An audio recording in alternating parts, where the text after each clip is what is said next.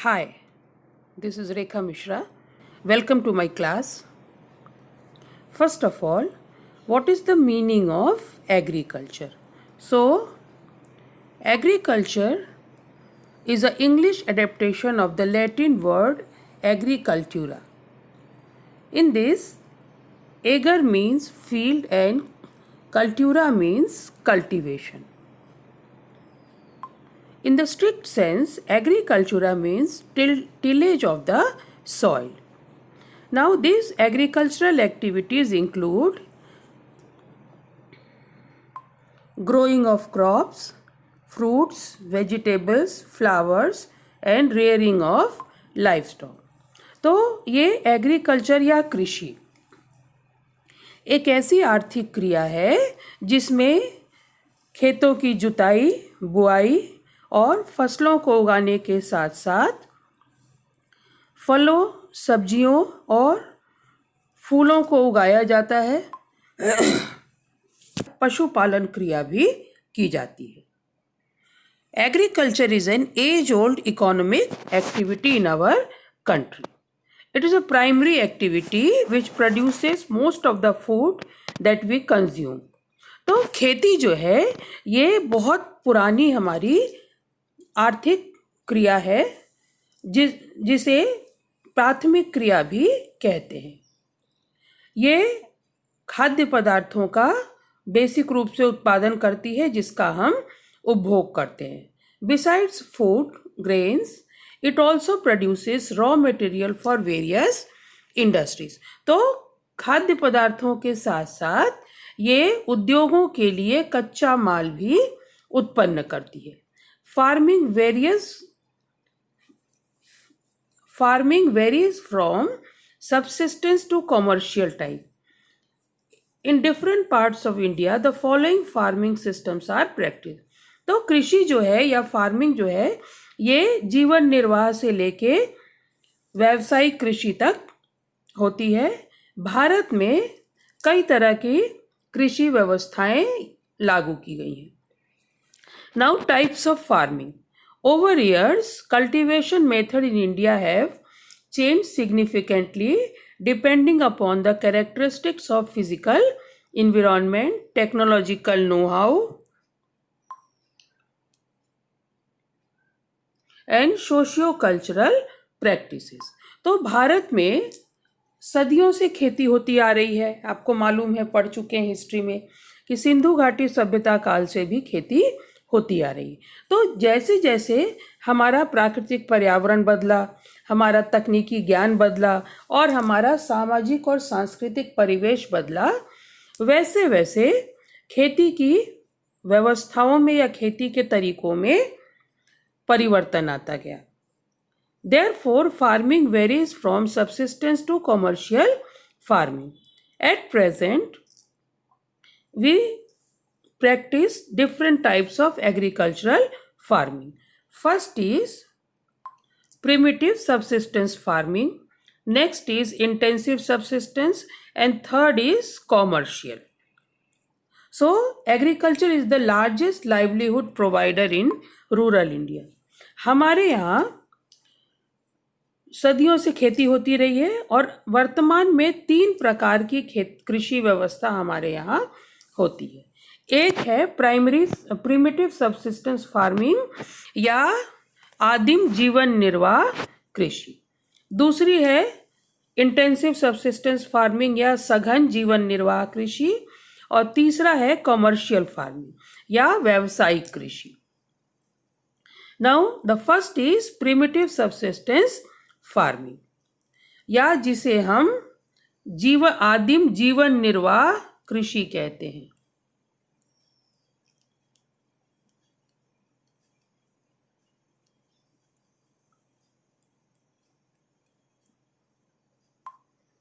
तो primitive subsistence farming is practiced on small patches of land with the help of primitive tools like hoe, dao and digging sticks and family community labor. जो सघन जीवन निर्वाह आदिम जीवन निर्वाह कृषि है, ये भूमि के छोटे छोटे टुकड़ों पर की जाती है और इसके लिए जो आदिम उपकरण है जैसे हल है, बैल है, कृषि है, हसिया है, इनके द्वारा ये खेती की जाती है। और बेसिकली ये या तो पारिवारिक श्रम के द्वारा की जाती है या समुदाय के लोगों द्वारा मिलजुल कर की जाती है। It is a slash and burn agriculture, काटो और जलाओ कृषि।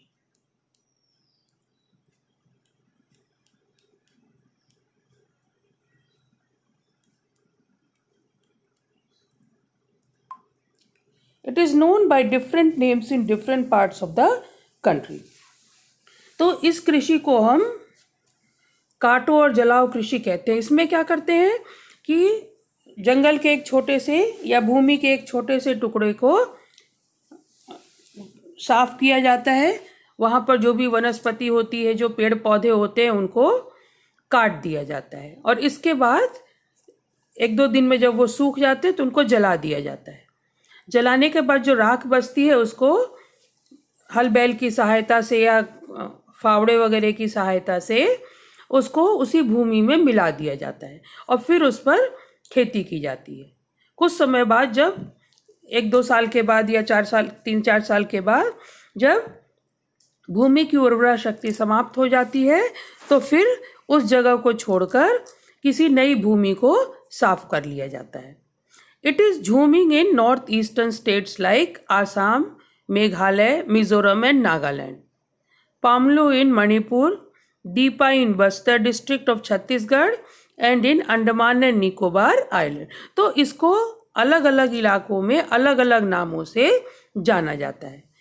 इसी तरह विश्व में भी इसके अलग अलग नाम हैं, जैसे कि मेक्सिको और सेंट्रल अमेरिका में इसको मिल्पा कहते हैं, वेनेजुएला में इसको कॉन्कू कहते हैं, ब्राज़ील में रोका कहते हैं, सेंट्रल अफ्रीका में मसोले कहते हैं, इंडोनेशिया में लदांग कहते हैं, वियतनाम में रे कहते हैं।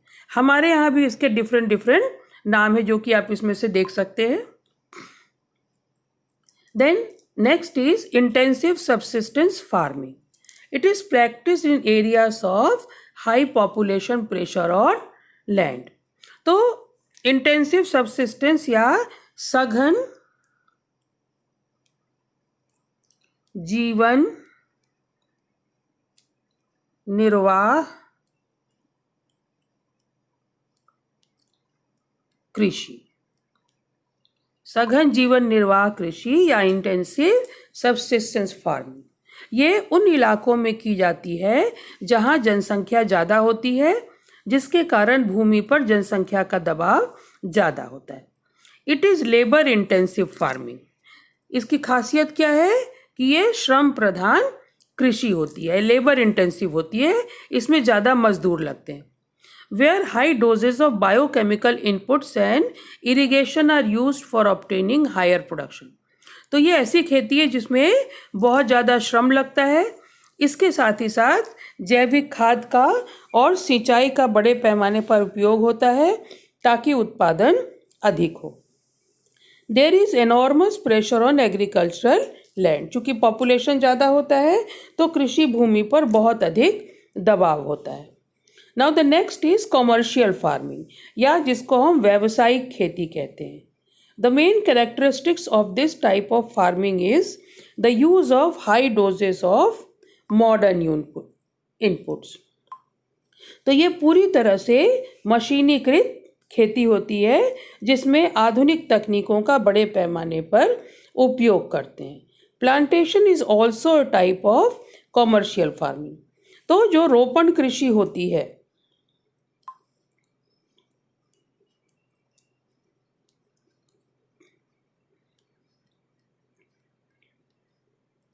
ये रोपण कृषि भी एक तरह की व्यावसायिक कृषि होती है. In this type of farming a single crop is grown on a large area. All the produce is used as raw material in respective industry. तो इसकी सबसे बड़ी खासियत क्या होती है प्लांटेशन की, कि जो भी यहाँ उगाया जाता है वो अन्य उद्योगों में कच्चे माल के रूप में उपयुक्त होता है. Now the next topic is cropping pattern of India. India has 3 cropping seasons. They are rabi, kharif and जायद। तो ये 3 तरह की कृषि ऋतुएं हमारे यहाँ पाई जाती हैं, रबी, खरीफ और जायद। Now the first is rabi crops. So it is sown in winter from October to December and harvested in summer from April to June. तो इसकी बुआई अक्टूबर नवंबर में मानसून की समाप्ति के बाद होती है और गर्मी प्रारंभ होने के पहले काट लिया जाता है। Important crops are wheat, barley, peas, gram and mustard.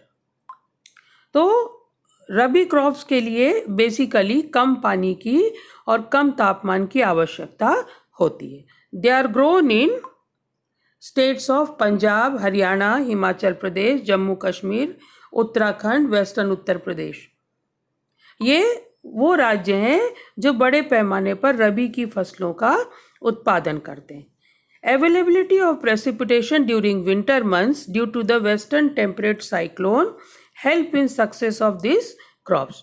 तो ये जो रबी की फसलें उगाई जाती है भारत के उत्तरी राज्यों में, इनको सबसे बड़ा फायदा क्या मिलता है कि शीत ऋतु में जब शीतोष्ण कटिबंधीय चक्रवात आते हैं, जिसको हम पश्चिमी विक्षोभ भी कहते हैं, तो इनके द्वारा जो शीत ऋतु में बारिश होती है, इससे इन फसलों को बहुत अधिक फायदा मिलता है। The success of green revolution in Punjab, Haryana, western Uttar Pradesh and parts of Rajasthan has also been an important factor in the growth of rabi crops. तो जो उत्तरी राज्यों में पंजाब, हरियाणा वगैरह में जो ग्रीन रिवॉल्यूशन या हरित क्रांति,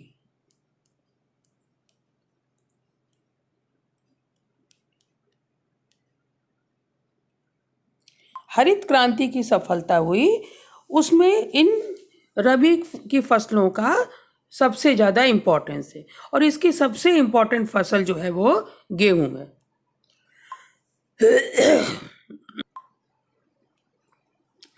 दूसरी फसल है खरीफ की फसल। It is sown with the onset of monsoon in different parts of the country and harvested in September and October. तो इसकी बुआई कब होती है? जैसे ही मानसून शुरू होता है वैसे ही इसकी बुआई होती है और बारिश खत्म होते होते सितंबर अक्टूबर तक इसको काट लिया जाता है। इम्पॉर्टेंट क्रॉप्स आर पैडी, मेज, ज्वार, बाजरा, तुअर या arhar, moong, urad, cotton, jute, groundnut and soybean. ये वो फसलें हैं जो खरीफ फसलों के रूप में उगाई जाती है। Some of the most important rice growing regions are Assam, west Bengal, coastal region of Orissa, Andhra Pradesh, Tamil Nadu and Karnataka.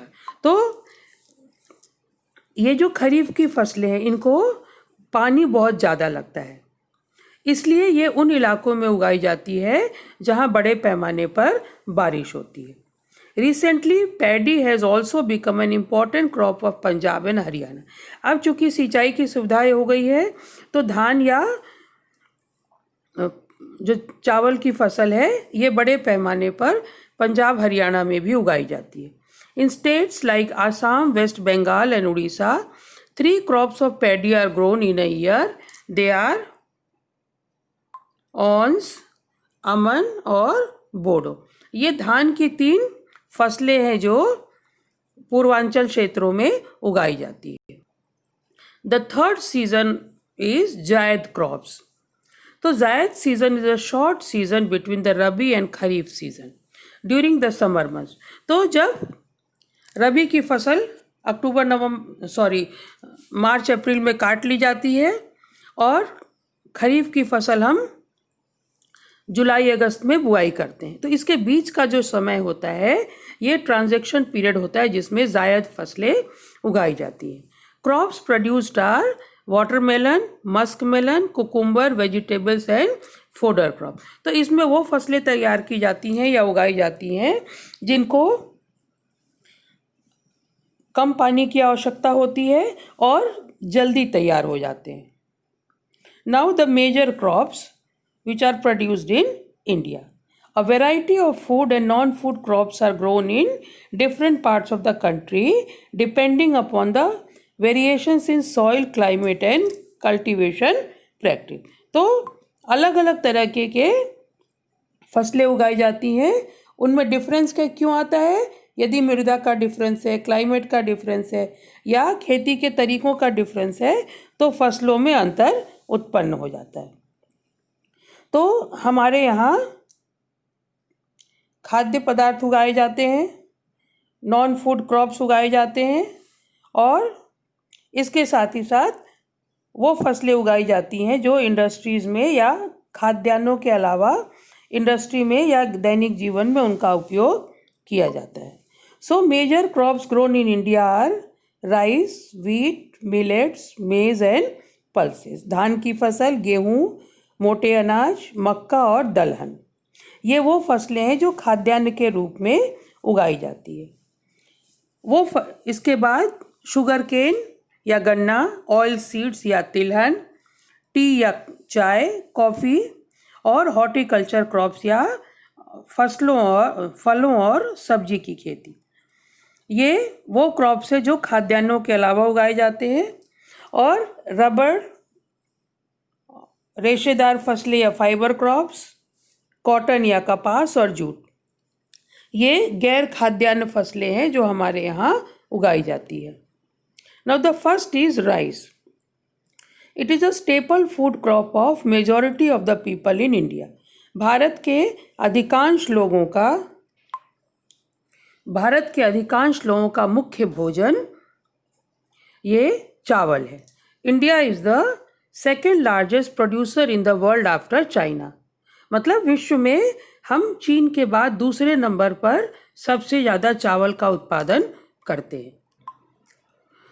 It is a kharif crop which requires high temperature,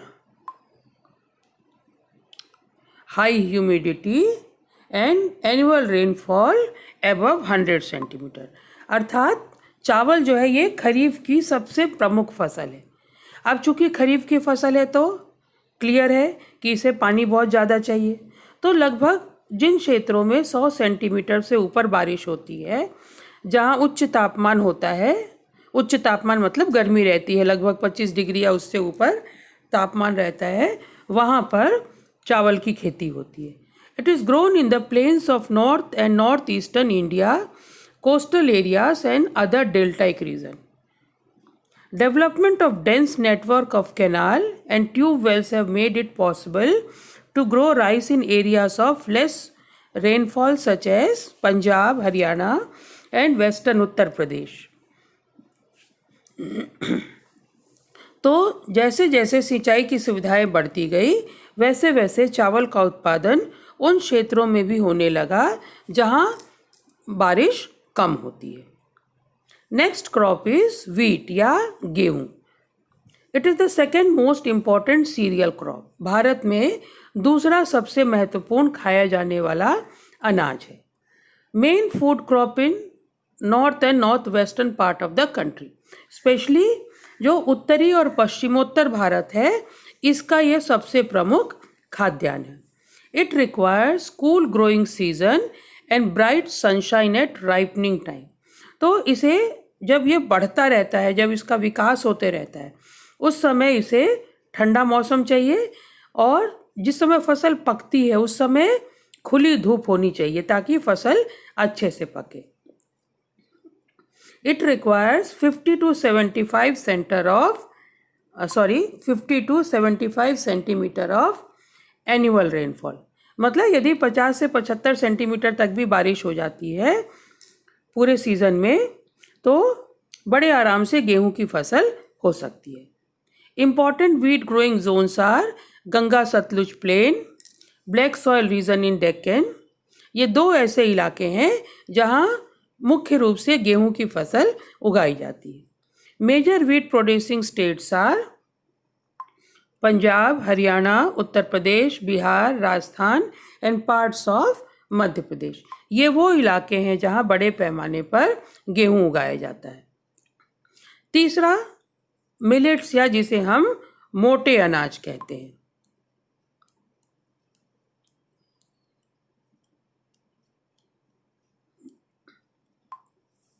तो मिलेट्स या मोटे अनाज ये न्यूट्रिशनल वैल्यू में बहुत अच्छे होते हैं। Now jowar, bajra and ragi are the important millets grown in India. They have very high nutritional value. तो ज्वार, बाजरा और रागी ये तीन हमारे सबसे प्रमुख मोटे अनाज हैं। Jowar is the third most important food crop with respect to area and production. तो यदि हम उत्पादन और क्षेत्रफल के हिसाब से देखें तो ज्वार जो है ये तीसरा सबसे महत्वपूर्ण खाद्यान्न फसल है।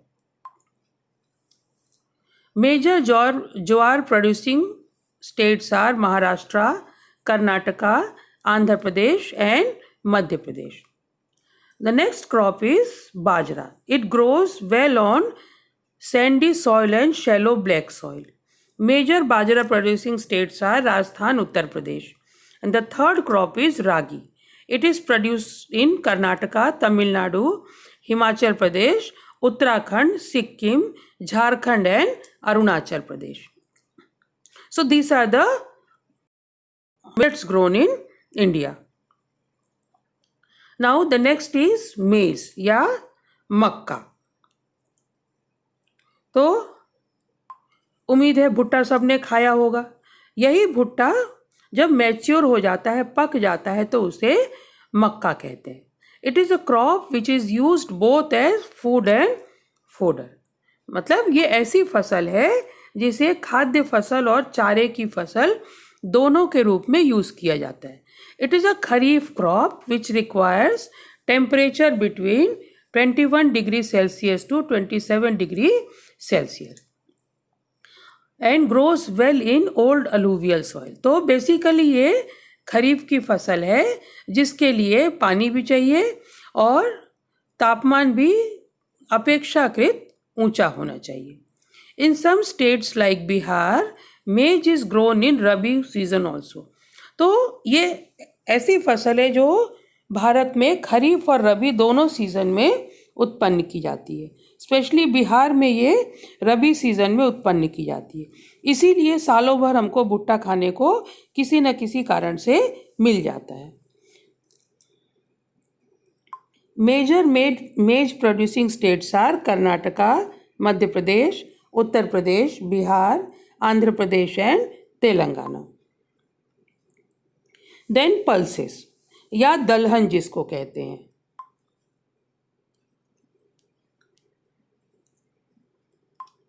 या वो फसलें जिनसे हम दाल प्राप्त करते हैं। India is the largest producer as well as consumer of pulses in the world.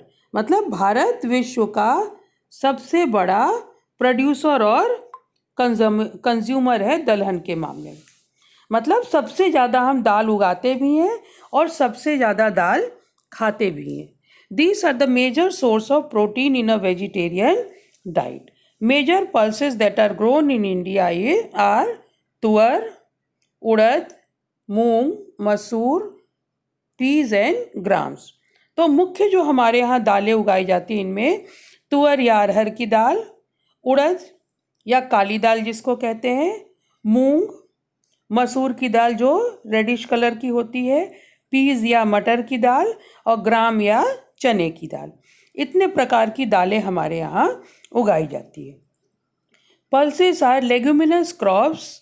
All these crops except arhar help in restoring soil fertility by fixing nitrogen from the air. तो ये जो फसलें हैं ये लेग्यूमिनस होती है।